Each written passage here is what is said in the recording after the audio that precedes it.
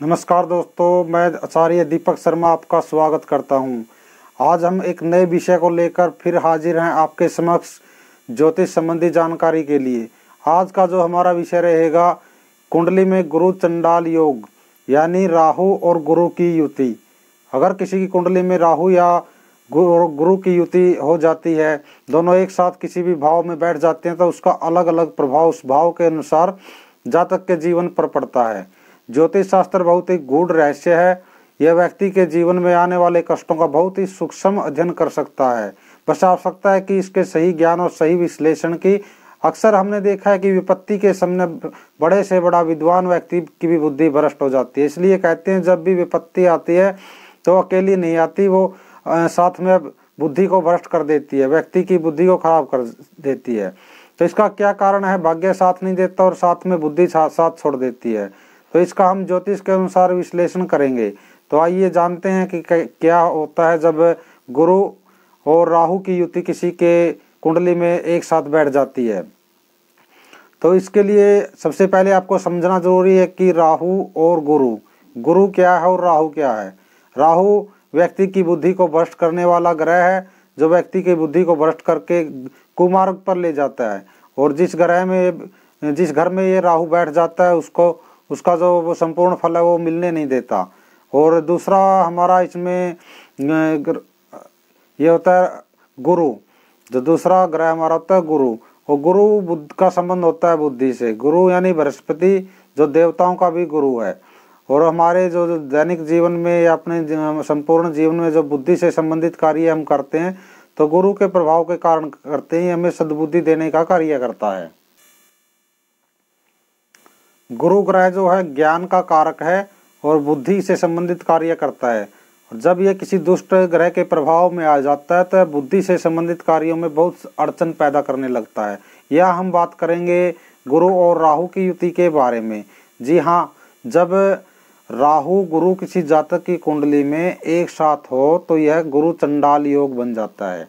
गुरु चंडाल योग। और ये दोनों ग्रह जिस भाव में बैठे हों, उस भाव से संबंधित कार्य को इतनी बुरी तरह से प्रभावित करते हैं कि आप सोच भी नहीं सकते।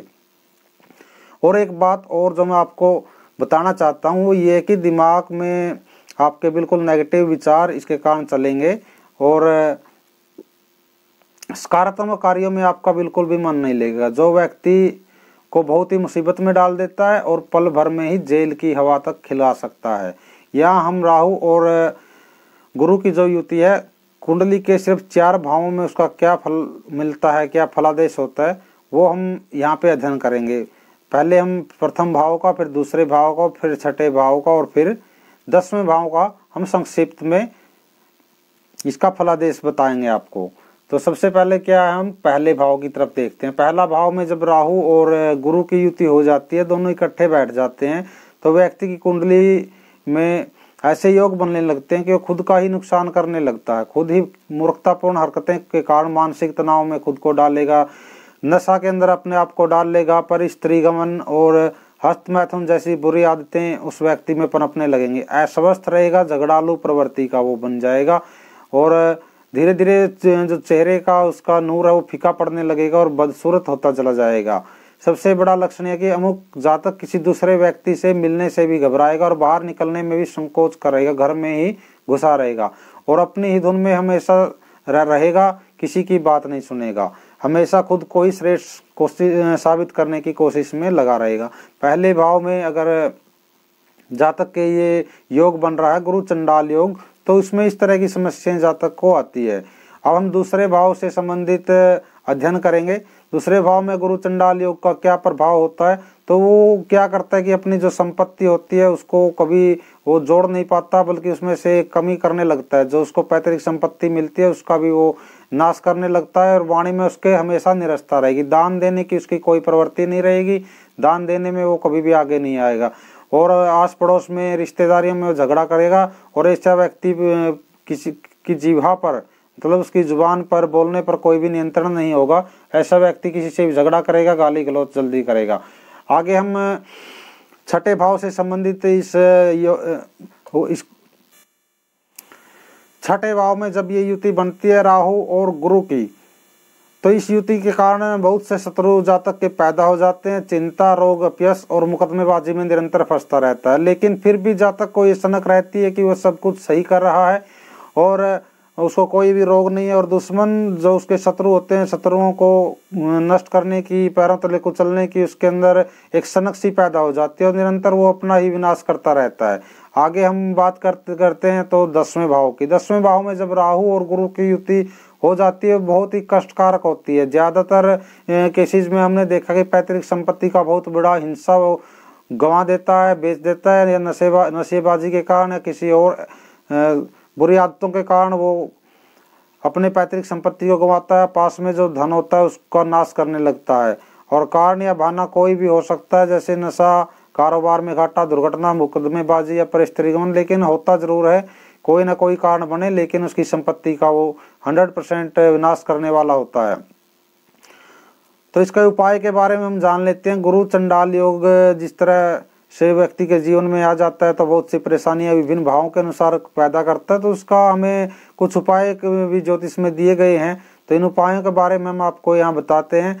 ऐसे जातक को जिसमें गुरु चंडाल योग जिसकी कुंडली में बन रहा है, उसको भगवान विष्णु की पूजा करनी चाहिए, हल्दी का तिलक लगाना चाहिए और हल्दी की माला विधान की जा सकती है। हमेशा माता पिता और गुरुओं का सम्मान करना चाहिए। यदि व्यापार, कारोबार और संबंधी समस्या आ रही है, महालक्ष्मी गोमती यंत्र या महालक्ष्मी कोड़ी यंत्र उसको सिद्ध करवाकर पूजा घर में या अपने घर के लॉकर में या दुकान या ऑफिस में स्थापित कर लेना चाहिए। अगला उपाय जो मैं आपको बताने जा रहा हूँ ये है कि किसी भी गरीब की कन्या की शादी में उसको साड़ी का दान करना चाहिए। गौ माता को अनाज और चारा अपने हाथों से उसको खिलाना चाहिए। तो ये तो थे कुछ सामान्य उपाय जो जातक कर सकता है। और अधिक उपाय व्यक्ति को अपनी कुंडली का विश्लेषण करवाकर किसी अच्छे ज्योतिषी से विश्लेषण करवाने के बाद ही ज्यादा उपाय करने चाहिए। अगर इन उपायों से लाभ नहीं मिलता है तो कुंडली का विश्लेषण करवाइए, उसके बाद ही कोई उपाय करवाइए। तो गुरु चंडाल योग एक ऐसा योग है जो राजा को रंक में बदल देता है और रंक को राजा बनते भी देर नहीं लगती। बस इंतजार है सही मार्गदर्शन का। अगर आप सही मार्गदर्शन के द्वारा सही ज्योतिषी के संपर्क से आप इस योग के लिए उपाय करते हैं तो आपका जीवन पॉजिटिव हो जाएगा, नहीं तो पूरा जीवन आपको नेगेटिव ही रहना पड़ेगा। आपको अगर हमारे ये उपाय पसंद आते हैं, वीडियो को आप पसंद करते हैं, तो चैनल को सब्सक्राइब कर दीजिए। अगर आपने अभी तक नहीं किया है तो लाइक कर दीजिए और वीडियो को शेयर कर दीजिए ताकि और लोग भी देख सकें और अपने जीवन में लाभ उठा सकें। धन्यवाद। हर हर महादेव।